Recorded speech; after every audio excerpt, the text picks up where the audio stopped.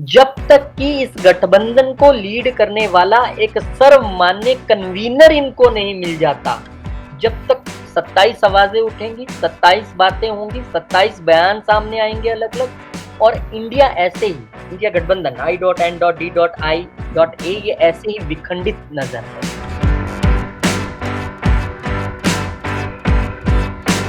कि मुझे नहीं लगता कि आम आदमी पार्टी इंडिया गठबंधन में बनी रहे, सबसे पहली बात।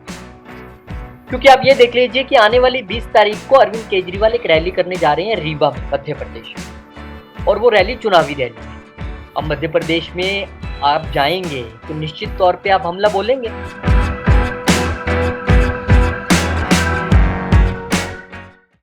नमस्कार, मैं हूं गीता ठाकुर। आप देख रहे हैं नेशन स्पीक्स।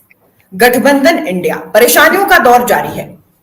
कल काफी कुछ देखने को मिला है। पहले बिहार के मुख्यमंत्री नीतीश कुमार दिल्ली पहुंचे।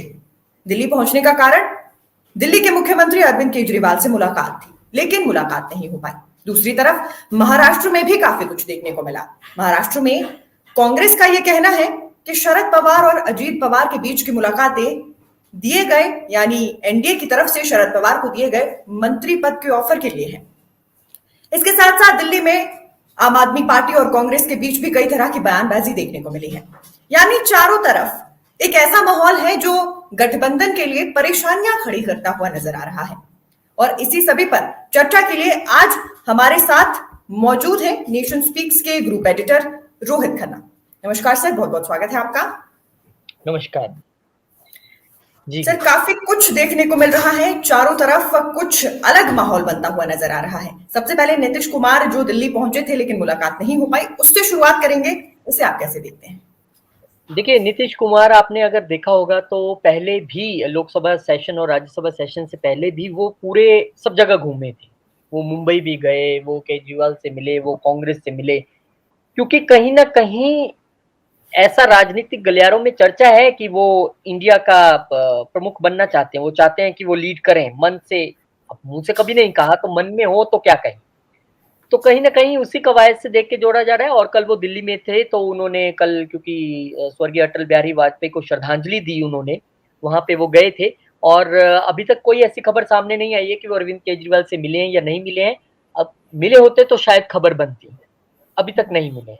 हाँ, कल दूसरी बड़ी जो घटना हुई दिल्ली में, जिसको लेकर की चर्चा का विषय तेज है कि कल सिर्फ वहां पर बीजेपी की एक बैठक हुई है, वो अलग है, कांग्रेस की भी एक बैठक हुई जिसमें मल्लिकार्जुन खड़गे और राहुल गांधी मौजूद थे। और उसके बाद जिस तरह से अलका लांबा ने कहा कि हमें कहा गया है कि आप सभी 7 सीटों पर दिल्ली की नजर बनाए रखें, 7 महीने हैं आपके पास, 7 सीटों पे कार्यकर्ता काम करें। और उसके बाद फिर आम आदमी पार्टी का बयान आता है कि ऐसे में फिर मुंबई जाने का क्या मतलब है हमारा। आप समझे कि वहां पर आम आदमी पार्टी ये कह रही है कि अगर आप 7 सीटों पर वहां चुनाव लड़िएगा तो हम क्या करेंगे, सरकार हमारी, सबसे ज्यादा विधायक हमारे, आपका 0 विधायक, 0 एमपी, और आप 7 सीटों पे लड़ने की बात कर रहे हैं। इस हिसाब से तो कांग्रेस को एक भी मिलती नहीं दिख रही है, अगर गठबंधन के हिसाब से सोचें। तो कहीं ना कहीं ये जो तल्खी बयानबाजी आमने सामने हुए हैं, ये एक चर्चा का विषय बना हुआ है कल से। और अब आने वाले दिनों में मुंबई की जो वो बड़ी बैठक होनी है इंडिया की, उससे पहले क्या होगा, इसको लेके अब दिल्ली से तो यही खबर है। जी सर, इसके साथ साथ शुरुआत में आपने कहा कि नीतीश कुमार शायद गठबंधन इंडिया के सुप्रीम बनना चाहते हैं, सबसे ऊपर आना चाहते हैं। लेकिन दूसरी तरफ अभी तो फिलहाल उनके कन्वीनर बनने की चर्चा ही शुरू हो पाई थी कि महाराष्ट्र में उद्धव ठाकरे गुट, शिवसेना के उद्धव ठाकरे गुट का ये कहना है कि वो नहीं चाहते कि किसी भी राजनीतिक दल का कोई हेड कन्वीनर बने। इसका कारण ये दिया गया है, तर्क ये दिया गया है कि अगर कोई हेड कन्वीनर बनेगा तो चुनावों के दौरान जिम्मेदारियां निभाने में दिक्कत आ सकती है। देखिए, अब इसे आप शिवसेना का मास्टर स्ट्रोक कह लीजिए या कुछ भी कह लीजिए, क्योंकि उनकी इस बात को अगर लागू किया जाता है तो नीतीश कुमार का पत्ता गया। हालांकि वो अपनी पार्टी के अध्यक्ष भले नहीं है, पर अपनी पार्टी के सर्वोसर्वा तो है ही वो। उसके बाद शरद पवार का पत्ता कट, क्योंकि वो अपनी पार्टी के हैं ही सबसे सर्वोसर्वा। उसके बाद ममता बनर्जी का पत्ता कट, उसके बाद खुद उद्धव ठाकरे का पत्ता कट। अब बचा कौन? फिर सबसे बड़ी पार्टी कांग्रेस। अब चर्चा ये है कि हो सकता है कि सोनिया गांधी को कोई बड़ी जिम्मेदारी जो है वो इंडिया गठबंधन में मिले। आपको याद होगा जब पिछली बार यूपीए बना था तो उसमें वो सुपर पीएम भी उनको कहा जाने लगा था कि ये सबसे ऊपर है। कन्वीनर के तौर पे आप कहें या किसी तरीके से कहें, लेकिन वहां पर सबसे पावरफुल सोनिया गांधी थी। अब कहा यह जा रहा है कि हो सकता है कि उनको कोई ऐसा, क्योंकि अब मल्लिकार्जुन खड़गे का नाम भी कट गया इस तरह से, वो भी अपनी पार्टी के प्रमुख हैं। आप ये हिसाब लगा लीजिए कि अगर ये लागू होता है तो कोई ऐसा चेहरा आएगा जो या तो सबको सर्वमान्य हो, या ठीक है इस चेहरे के लिए हम राजी हैं। अच्छा, इसमें शिवसेना का ये तर्क इसलिए भी मुझे भी ठीक लगता है कि अगर कोई अपनी पार्टी का प्रमुख ही इस गठबंधन का प्रमुख बनेगा तो वो ध्यान नहीं दे पाएगा, क्योंकि उससे अपनी पार्टी की सीटों का बंटवारा भी करना है, उसे अपनी पार्टी के लिए रैलीज भी करनी है, सब कुछ करना है। ऐसे में वो गठबंधन पर ध्यान नहीं दे पाएगा। मुझे इसके पीछे का लॉजिक ये लगता है। और अब आप इसको एक और आवाज के तौर पे उठा, मैंने कहा ना, अगर 26 पार्टियां, 27 पार्टियां, तो 27 आवाजें उठेंगी। और ये 27 आवाजें अगर अलग अलग हुई, जैसे कि हाल की घड़ी में अभी नजर आ रहा है स्टेट दर स्टेट, तो ये आप सोच सकते हैं गठबंधन के लिए कितना, गठबंधन की सेहत के लिए अच्छा है। जी सर, इसके साथ साथ जिस तरीके से कल बयानबाजी भी काफी ज्यादा देखने को मिली है, महाराष्ट्र में ही अगर बात करें तो कांग्रेस का ये कहना है कि अजीत पवार और शरद पवार के बीच की जो, क्योंकि 29 दिन में लगभग 4 बार मिले हैं, ये बैठकें कहीं ना कहीं इशारा है कि मंत्री पद शायद शरद पवार को ऑफर किया गया है, साथ में बेटी सुप्रिया को भी किया गया है। सर, क्या आपको लगता है कि महाराष्ट्र में इस तरीके के बयान, पहले ये कह देना कि किसी सुप्रीमो को कन्वेनर ना बनाया जाए, उसके बाद अब इस तरीके का बयान, क्या गठबंधन देखिए में कोई बड़ी दिक्कत है? जी, संजय राउत जो हैं शिवसेना के जो बड़े नेता हैं, वो बहुत बार ये कह चुके हैं कि इस तरह से शरद पवार का अपने भतीजे से मिलना ठीक नहीं, क्योंकि अब दोनों अलग अलग गुट हैं। उन्होंने जब वो पीएम मोदी को फैसिलिटेट करने गए थे तब भी विरोध किया था कि ये ठीक नहीं है। और उसके बाद अब ये जो बात निकल के सामने आ रही है कि ऐसा कहा गया है, ऐसा कहा जा रहा है कि मंत्री पद ऑफर हुआ, इसका खंडन हालांकि सुप्रिया सुले ने कहा कि ऐसा कुछ नहीं है, हमें इस बारे में कुछ नहीं पता है। देखिए, राजनीति है, राजनीति में इस तरह की बातें आएंगी, उठेंगी, जब दो विरोधी दलों के या जो दो टूटे, अगर अब कल को शिंदे साहब और उद्धव ठाकरे आपस में मिले तो बातें होंगी कि नहीं होंगी, कि भाई कोई पैचअप की बात तो नहीं चल रही है, कुछ ऐसा तो नहीं चल रहा है, होंगी। ये हाइपोथेटिकल हम एक क्वेश्चन ले रहे हैं कि अगर वो मिलेंगे तब भी तो होंगी। इसी तरह से एनसीपी में अब जो दो गुट अलग अलग हैं, अगर शरद पवार और अजीत पवार मिलते हैं, जाहिर है उनके पास एक बड़ी बात है कहने के लिए कि हम तो रिलेटिव्स हैं, रिश्तेदार के तौर पर हमें मिलने के लिए कौन रोक सकता है। बिल्कुल सही कहा, कोई नहीं रोक सकता, मिल भी सकते हैं। लेकिन जब ऐसी मुलाकातें होंगी तो ऐसी बातें भी सामने आएंगी। और ये जो कल का एक और अपडेट है, जो चुनाव आयोग ने दोनों ही गुटों को 3 हफ्ते का जो समय दे दिया है। अब इसी 21 दिन में पूरी गेम तय होने वाली है। इसी 21 दिन में ये तय होगा कि क्या ये दोनों गुट दोबारा एक होंगे, क्या अजीत बाहर जाएंगे या शरद अंदर आएंगे। अगर आएंगे तो क्या ये मंत्री पद वाली बात सच है जो ऑफर हो रही है सुप्रिया सुले को और शरद पवार को। और क्या अगर ये होगा, अगर ये होगा, मैं ये कह रहा हूं कि हुआ है या होगा, हम क्वेश्चन मार्क लगा रहे हैं, अगर ये होगा तो ये इंडिया के लिए एक बड़ा झटका होगा, इंडिया गठबंधन के लिए, क्योंकि शरद पवार एक चाणक्य के तौर पर देखे जाते हैं राजनीति में, और महाराष्ट्र में महाविकास आघाड़ी के सबसे प्रमुख वो नेता हैं। उन्होंने ही सभी पार्टियों को इकट्ठा करके उद्धव ठाकरे को चीफ मिनिस्टर बनाया था। लेकिन अभी कोई ऐसा संकेत नहीं है, चुप्पी सधी हुई है। सब और से यही कहा जा रहा है कि परिवार के लोग आपस में मिले तो क्या हो गया, लेकिन ये मिलना मिलाना राजनीति में चुनावों के नजदीक सबको खटक रहा है, खास करके कांग्रेस को और शिवसेना। और ये आप एक बात मान लीजिए कि अगर कोई ऐसा होता है, कुछ एनसीपी दोबारा एकजुट हो जाती है या एनडीए की तरफ जाती है, या कुछ ऐसा होता है, तो बाद में उद्धव ठाकरे की शिवसेना और कांग्रेस इकट्ठे रह पाएंगे कि नहीं रह पाएंगे, ये भी सवाल है। दोनों इकट्ठे चुनाव लड़ेंगे कि नहीं लड़ेंगे, ये भी सवाल है, क्योंकि इन दोनों को जोड़ने वाली जो बीच की कड़ी थी वो शरद पवार है। और अगर शरद पवार, आप समझ गए ना, 2 ट्रेन के डिब्बे आपने देखा होगा जुड़ी होती है, बीच में छोटी सी कड़ी ही पूरा रोल निभाती है।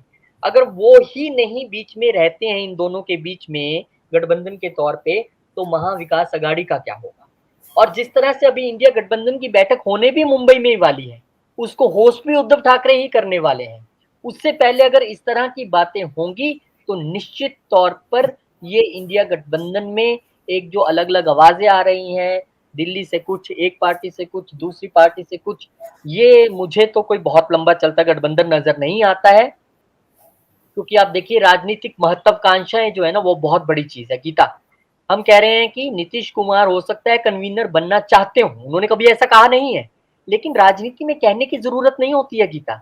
अगर एक छोटा सा नेता भी किसी पार्टी में शामिल होकर एमसी का चुनाव लड़ता है तो उसको लगता है कि मैं मेयर कब बन जाऊं। अगर एक बंदा विधायक बनता है तो उसको लगता है मैं चीफ मिनिस्टर कब बन जाऊं। एक बंदा अगर मेंबर पार्लियामेंट एमपी बनता है तो उसको लगता है मैं प्रधानमंत्री कब बन जाऊं। एक बंदा अगर किसी पार्टी में शामिल होता है तो उसको लगता है मैं अध्यक्ष कब बन जाऊं। ये राजनीतिक महत्वाकांक्षा है और इसमें कुछ गलत भी नहीं है। राजनीति इसलिए तो करने आए हैं और किस चीज के लिए आए हैं।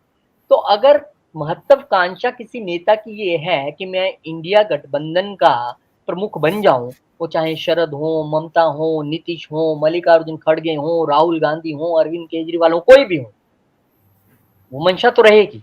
और अब ये तय करना, मैंने कहा ना सर्वसम्मति वाली बात है कि सर्वसम्मति, आपको याद होगा पीछे जब इतनी बार 30 साल से गठबंधन की सरकारें चली हैं तो उसमें कैसे सर्वसम्मति से एचडी देवगौड़ा प्रधानमंत्री बन गए, कैसे सर्वसम्मति से इंद्र गुजराल का नाम सामने आया, कैसे चंद्रशेखर का नाम सामने आया। और इसमें कई तो ऐसे थे जो बनना भी नहीं चाहते थे क्योंकि उनको पता था कि केंद्र में कोई सरकार ऐसे बनती है तो कांग्रेस उसको चलने नहीं देती है, लेकिन बने। अब ऐसा सर्वसम्मति वाला चेहरा अगर आज की डेट में आप सभी पार्टियों को खंगालें, नजर मारें, तो मुझे हाल की घड़ी में नजर नहीं आता है। नीतीश कुमार सबसे ज्यादा एक्टिव नजर आ रहे हैं, आपकी बात बिल्कुल ठीक है, वो दिल्ली में है, फिर हो सकता है कई और नेताओं से मिले। अब उनके नाम पे कितनी सहमति है ये तो बेंगलोर वाली बैठक से ही पता लगता है, जब वो प्रेस कॉन्फ्रेंस से पहले ही चले गए, क्योंकि उनको लग रहा था कि शायद इस बैठक में तो कोई फैसला हो ही जाएगा।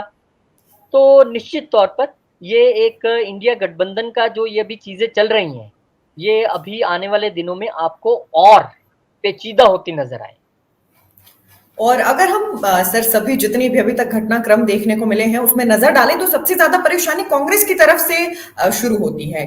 कांग्रेस एक मजबूत विपक्ष है और सबसे बड़ी विपक्षी पार्टी कांग्रेस है, लेकिन फिर भी ज्यादातर जगहों पर सबसे पहले बयानबाजी या फिर दिक्कतें कांग्रेस की तरफ से देखने को मिल रही है। चाहे ऑब्जर्व करना हो किसी परेशानी को तो भी कांग्रेस ज्यादा ऑब्जर्व कर रही है। अगर हम दिल्ली की तरफ अब रुख करें तो दिल्ली में जैसा कि आपने शुरुआत में कहा कि आम आदमी पार्टी और कांग्रेस के बीच बयानबाजी तो हुई। अलका लांबा कह रही हैं कि हम सातों की सातों सीटों पर मजबूत है, 7 महीने 7 सीट। दूसरी तरफ आम आदमी पार्टी की प्रवक्ता प्रियंका कक्कड़ कह रही हैं कि हम मुंबई क्यों जाएं। तो ऐसे में क्या लगता है कि दिल्ली में भी परेशानियां शुरू हो चुकी हैं? गीता, मैं आपको एक बात बताऊं, मेरा अपना आकलन कहता है, मैं बहुत एक छोटा पत्रकार हूं, ज्यादा चीजों की मुझे बहुत समझ नहीं है, लेकिन जितनी मुझे समझ है मैं उस लिहाजे से कह सकता हूं कि मुझे नहीं लगता कि आम आदमी पार्टी इंडिया गठबंधन में बनी रही, सबसे पहली बात। क्योंकि आप ये देख लीजिए कि आने वाली 20 तारीख को अरविंद केजरीवाल एक रैली करने जा रहे हैं रीवा में, मध्य प्रदेश में, और वो रैली चुनावी रैली है। अब मध्य प्रदेश में आप जाएंगे तो निश्चित तौर पे आप हमला बोलेंगे, आप बीजेपी पे भी बोलेंगे क्योंकि इनकी सरकार है। आप अपनी गारंटियां भी देंगे कि हम चुनाव में आपको ये, जैसे कि हर जगह उन्होंने किया ही है, बिजली को लेके गारंटी देना या पानी को लेके गारंटी देना या पेंशन को लेके गारंटी देना, या जो 10 गारंटियों वाला काम करते ही हैं।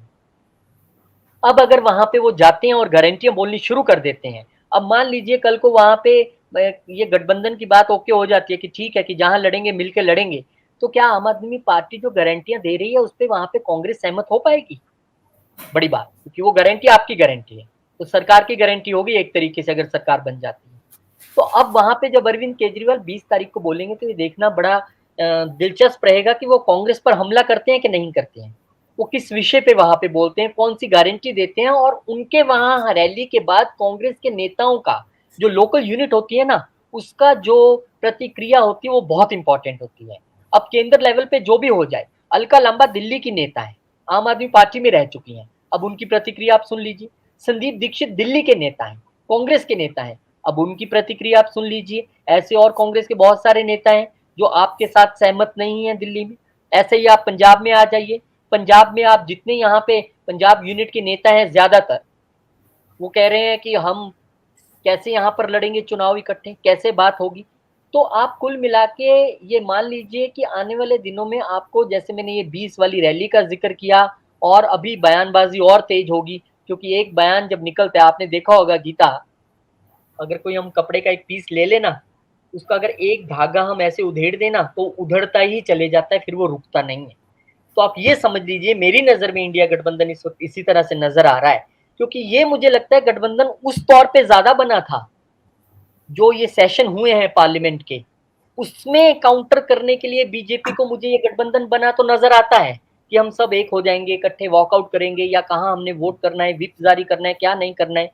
लेकिन ये गठबंधन चुनाव में जा पाएगा, इसमें मुझे अभी बहुत बड़ा संशय नजर आ रहा है। जी बिल्कुल सही। शायद इसका सबसे बड़ा कारण अगर माने तो जब दिल्ली अध्यादेश पर एक मजबूत कॉन्फिडेंस आम आदमी पार्टी चाहती थी, वो कांग्रेस की तरफ से नहीं दिया गया था। उसके बाद अगर बात करें तो कांग्रेस का तो ये मानना है कि दिल्ली हो चाहे पंजाब हो, हमसे सत्ता छीनने वाली आम आदमी पार्टी है। ऐसे में शायद यही एक बड़ा कारण है कि अभी कांग्रेस और खासकर आम आदमी पार्टी के बीच में वो एक समानता बनना मुश्किल है। बहुत मुश्किल है, सही कहा आपने, ये अभी आपसी समझ बन पाए ऐसा बहुत मुश्किल है। और आपने पार्लियामेंट सेशन के दौरान भी देखा होगा कि किस तरह से जब एक नोटिस देना था तो खुद कांग्रेस अपने तौर पे जाके नोटिस दे आई और बाकी दलों को पूछा ही नहीं, और वो नाराज हो। तो आपने देखा होगा जब गीता, जब शादी होती है ना, शादी आपने बहुत सारी अटेंड की होंगी, तो उस शादी में जो दो सबसे इंपॉर्टेंट लोग होते हैं ना, वो होते हैं एक फूफा जी, एक जीजा जी। क्योंकि पूरे घर का इसी में जोर लगा रहता है कि फूफा जी नाराज ना हो जाए, जीजा जी नाराज ना हो जाए। फेरों तक इन दोनों को मनाने की कवायद चलती रहती है। और इंडिया गठबंधन में कुछ यही हाल है, यहाँ सभी फूफा जी और जीजा जी हैं, सभी नाराज होते रहेंगे, सभी एक दूसरे को मनाते रहेंगे, जब तक कि, मार्क माई वर्ड्स, आप नोट कर लीजिए इसको, जब तक कि इस गठबंधन को लीड करने वाला एक सर्वमान्य कन्वीनर इनको नहीं मिल जाता, जब तक 27 आवाजें उठेंगी, 27 बातें होंगी, 27 बयान सामने आएंगे अलग अलग, और इंडिया ऐसे ही, इंडिया गठबंधन I.N.D.I.A ये ऐसे ही विखंडित नजर आएगी। तो आज की डेट में इस गठबंधन को क्या जरूरत है? एक सरपरस्त की, एक कन्वीनर की, जो सबसे बड़ी कुर्सी पर बैठकर जब राउंड टेबल मीटिंग हो तो उसकी बात सुनी जा सके, कहा जा सके हाँ ये चेहरा है हमारा, ये लीड कर रहे हैं। तो वो अभी सबसे बड़ी कमी है, और वो मुझे बहुत जल्दी कुछ हो जाए ऐसा मुझे नजर नहीं आता कि कोई चेहरे पे सहमति बन जाए। जी, लेकिन सर जिस तरीके से अगर अभी बात की जाए कि हमें एक कन्वीनर की जरूरत है, कोई टॉप पर बैठेगा तो लीडिंग शुरू होगी, लेकिन क्या आपको लगता है कि ये लीडिंग भी इतनी आसान होने वाली है उससे एक कन्वीनर के लिए? क्योंकि ग्रुप्स की रणनीति रहेगी कि कुछ ग्रुप्स बनेंगे जो किस मुद्दे को उठाना है, किस मुद्दे को नहीं उठाना है, के साथ साथ ये डिसाइड करेंगे कि किस राज्य में किस पार्टी का कितना सीट शेयर होने वाला है, कितनी सीट्स किस पार्टी को मिलेगी। क्या आपको लगता है कि ये पूरी रणनीति उसे एक कन्वीनर के लिए आसान होगी? देखिए बहुत मुश्किल होगी, क्योंकि आज तक जितने भी गठबंधन आए हैं, जब गठबंधन की सरकारें चली हैं तो हमेशा कॉमन मिनिमम प्रोग्राम जैसा एक डॉक्यूमेंट तैयार होता रहा है, जिसमें सभी पार्टियों की बातें शामिल की जाती हैं, क्योंकि हो सकता है किसी एक पार्टी को किसी एक बात कोई मंजूर ना हो। अब ये देख लीजिए, ये जो अनमेल गठबंधन है, जिसे मैं कहता हूँ कि ये तालमेल गठबंधन का नहीं है, विचारों का भी नहीं है। अब शिवसेना जो है, उद्धव ठाकरे ग्रुप, वो कट्टर हिंदुत्व के लिए जानी जाती है, वो सावरकर का तारीफ करने के लिए जानी जाती है, वो उनके विचारों वाली जानी जाती है। और वहीं राहुल गांधी तो हर चौथे दिन सावरकर पर हमला कर देते हैं, हर चौथे दिन कोई ना कोई बयान जारी कर देते हैं। तो ये बेमेल ताल वाला जो गठबंधन है, वो किस तरह से चल पाएगा मेरी समझ में नहीं आता है, क्योंकि विचारों की भी बहुत बड़ी बात है। जब आपके विचार ही नहीं मिलेंगे तो आप कॉमन मिनिमम प्रोग्राम में क्या रखिए। जी, इसके साथ साथ सर जिस तरीके से जब दिल्ली अध्यादेश की बात हो या फिर अन्य 3 कानून नए बनाए जाने की बात हो, तो एक बात जो अमित शाह ने बड़े ही प्राउडली कही थी, खासकर दिल्ली अध्यादेश के समय में, कि ये जो अब गठबंधन है ये ज्यादा देर टिक नहीं पाएगा, क्योंकि जिस चीज के लिए गठबंधन बना था वो चीज तो हो ही नहीं पाई। तो क्या आपको लगता है कि यहाँ पर अमित शाह के कहे शब्द कुछ समय में सत्य साबित हो सकते हैं? बिल्कुल, वो तो बहुत बड़े राजनेता हैं, देश के सम्माननीय गृह मंत्री हैं, और उनकी बात तो मैंने अभी थोड़ी देर पहले ही कही कि मुझे ये गठबंधन चलता दिखाई नहीं दे रहा, और मुझे नहीं लगता है कि आम आदमी पार्टी इसमें शामिल रह पाएगी या कंटिन्यू कर पाएगी। क्योंकि कारण ये है कि आपकी स्ट्रेंथ पंजाब में जो है, आपकी स्ट्रेंथ दिल्ली में जो है, वो अपने दम पर जीतने की है। कांग्रेस वहां पर हाशिए पे है। आप हालिया पंजाब का चुनाव ले लीजिए, जो हुआ था उपचुनाव लोकसभा का, उसमें आम आदमी पार्टी जीती है, उसमें कांग्रेस पार्टी हारी है। तो आप किस तरीके से या किस बिना पर उनको सीट एलोकेशन करेंगे, और लोकल यूनिट क्यों रेडी होगा उस चीज के लिए? लोकल यूनिट जब एक तरह से किसी पार्टी को 20 बार गालियां देकर वहां पर अपने कार्यकर्ता हमने संगठित किए, अब वही कार्यकर्ता जब जिसको वो गाली दे रहा था उसके साथ लेके वोट मांगने कैसे जाएगा? दिल्ली में और पंजाब में आम आदमी पार्टी की सिचुएशन अच्छी है, वो मजबूत है वहां पे। तो मुझे ऐसा कम लगता है कि ये गठबंधन हो पाएगा या खासकर कांग्रेस के साथ। हाँ, चुनाव बाद के गठबंधन हमने देखे हैं। हमने देखा है दिल्ली में किस तरह से जब अरविंद केजरीवाल पहली बार मुख्यमंत्री बने थे, तब कांग्रेस के ही उससे बने थे, सपोर्ट से बने थे। वो चुनाव बाद की बातें हैं। जब आप चुनाव बाद तो देखिए क्या होता है कि कुछ एमएलएज़ ने बैठना है, आपस में बातचीत करनी है और जो तय हो गया उस पे ओके हो जाएगा। लेकिन चुनाव पूर्व आपको लोगों को समझाना है। चुनाव पूर्व आपको जब ऐसे एक दूसरे का हाथ पकड़ के जाना है, जो उँगलियाँ एक दूसरे पर ऐसे उठी हों चुनावों में, अब चाहे विधानसभा चुनाव रहे हों या लोकसभा का उपचुनाव रहा हो, 2-2 उपचुनाव पंजाब में हो चुके हैं लोकसभा के। अब वही उँगली पकड़ के आप जब लोगों के बीच जाएँगे, तो कैसे एक्सेप्टेंस होगी? प्रॉब्लम आएगी वहाँ पे, लोगों को समझाना मुश्किल हो जाएगा। दूसरा बात है अपना कार्यकर्ता जो उसी सीट से चुनाव लड़ना चाहता है और उसे पता लगता है कि मेरे ये खाते की सीट तो फलाँ पार्टी को दे दी गई, वो कैसे पार्टी यूनिट आपकी वहाँ की आपके साथ चलेगी? तो ये बहुत सारी चीज़ें हैं, आम आदमी पार्टी इस बात को जानती है और मुझे ऐसा लगता है कि आम आदमी पार्टी अपने दम पे ही चुनाव लड़ने वाली है, पंजाब में भी और दिल्ली में भी खासकर। और कुल मिलाकर अगर बात की जाए तो ये बेमेल तालमेल, जैसा कि आपने कहा कि किसी की विचारधारा अलग है, किसी के काम करने का तरीका अलग है, और ये तालमेल बिठाना जिस तरीके से सभी मैं कहूंगी कि अलग अलग विधानसभा क्षेत्रों में मुश्किल होने वाला है, क्योंकि किसी के लिए कोई सीट बहुत ज्यादा जरूरी है जहां जीत सुनिश्चित है। अगर वो सीट ही नहीं दी गई तो जीत कैसे होगी? और एक बात जो शायद गौर करने लायक है, क्योंकि अभी कुछ एक राज्यों में विधानसभा के चुनाव होने वाले हैं, लोकसभा के चुनाव तो उससे दूर है, और उन विधानसभा चुनावों में आप प्रतिद्वंदी की तरह काम करेंगे, लेकिन लोकसभा चुनावों में आप दोस्त बन जाएंगे। ये कैसे मुमकिन होने वाला है? कैसे मुमकिन है? आप बताइए, एक अगर जगह चुनाव है, वहाँ पर आप विधानसभा में तो कहेंगे फलाँ बंदा चोर है, ये तो करप्ट है, ये भ्रष्ट है, इसने बहुत बुरा काम किया है, आप हमें वोट दीजिए। और अगले ही पल आप लोकसभा के लिए वोट माँगने जाएँगे 3-4 महीने बाद, आप कहेंगे हम तो इनके साथ हैं, आप हमें वोट दीजिए। अब जनता के लिए ये कन्फ्यूज़न का जो है मजमून बन जाएगा। इसीलिए मुझे नहीं लगता है कि ये हो पाएगा और जैसे कि मैंने कहा कि 20 तारीख को जो रैली है रीवा में, मध्य प्रदेश में आम आदमी पार्टी की, उस रैली को देखना दिलचस्प रहेगा कि उस रैली में किस तरह की बातें होती हैं, क्या होता है अगले 3-4-5 दिन में किस तरह के बयान सामने आते हैं और सबसे इम्पोर्टेंट अब नीतीश कुमार और किससे मिलने जाते हैं और उससे भी ज़्यादा इम्पोर्टेंट है कि जो मुंबई में जो बैठक होनी है, उससे पहले एनसीपी किस तरह का रुख अपनाती है, जो 2 गुट अब बन चुके हैं, इकट्ठे होते हैं, अपना-अपना दावा करते हैं, इकट्ठे नहीं होते हैं। बहुत असर पड़ने वाला है इन सभी चीज़ों का इंडिया गठबंधन पे। तो आप देख लीजिए कि इंडिया गठबंधन पे अगर नज़र बनाए रखनी है या इनका देखना है कि किस तरह का आने वाले समय में रहता है रुझान, तो आपको हर स्टेट में नज़र रखनी पड़ेगी, हर पार्टी पे आपको नज़र रखनी पड़ेगी। इतना आसान नहीं है। मैंने पहले भी बताया कि केरला में आप कांग्रेस और जो सीपीआई, सीपीआईएम है, वो एक-दूसरे के खिलाफ लड़ते हैं, जम के एक-दूसरे के खिलाफ बयानबाज़ी करते हैं और वहाँ पे आप इकट्ठे कैसे लड़ेंगे? वेस्ट बंगाल में अधीर रंजन चौधरी और ममता बनर्जी एक-दूसरे को राज़ी नहीं है। दोनों की राजनीति वहाँ पर अलग-अलग चलती है। वो दोनों की पार्टियाँ वहाँ पे इकट्ठी नहीं हैं। अब वहाँ पे आप सीट शेयरिंग कैसे करेंगे? और सबसे बड़ी बात वहाँ पे आप वामपंथी जो हैं, जिनको बाहर करके ममता बनर्जी बड़े धड़ल्ले से वहाँ पे मुख्यमंत्री बनी हैं, वो कैसे वहाँ पर वामपंथियों के लिए वोट माँगने जाएँगी? कैसे वहाँ पर सीट शेयरिंग करेंगी? और अगर ये कर भी लिया आज की मजबूरी के तौर पे, तो फिर आप लोगों को आगे जाके जब आपने विधानसभा चुनाव अपने दम पे लड़ना है, तब आप क्या समझाएँगे उसी रैली में, उसी मंच पर जाके कल आप सीपीआई, सीपीएम के लिए वोट माँग रहे थे, आज आप गाली निकालने के लिए आए हैं। ये पॉसिबल नहीं। तो मुझे लगता है ये बहुत टेढ़ी खीर है। ये इतनी टेढ़ी खीर है कि भगवान बनाए तो बनाए इंसान के बनाए तो नहीं बनते। जी। और सर, अंत में अगर इस पूरे मुद्दे को, इस पूरी जितने भी घटनाक्रम आज तक गठबंधन इंडिया के लिए देखने को मिले हैं, इसे कंक्लूड करना हो तो क्या कहकर कंक्लूड करेंगे? इसे ये कह के कंक्लूड करेंगे कि मुझे जो ये I.N.D.I.A गठबंधन बना था, ये मुझे पार्लियामेंट सेशन के लिए बना ज़्यादा लग रहा है। चुनावों के लिहाजे से मुझे ये फिट नहीं लग रहा। क्योंकि लोकसभा में आपको बैठ के एक-दूसरे के खिलाफ, राज्यसभा में एक-दूसरे का साथ देना है, वो एक अलग बात है। लेकिन जनता के बीच आपको जाना है, ये एक अलग बात है। और अगले 1 महीने, आज मान लीजिए 17 अगस्त है, तो आप मान लीजिए अगले 1 महीने में ये तय हो जाएगा कि ये 26 जो स्पेशल 26 हैं, ये 27 हैं, ये इकट्ठे रह पाएँगे कि नहीं रह पाएँगे, जिसमें मुझे बहुत डाउट है।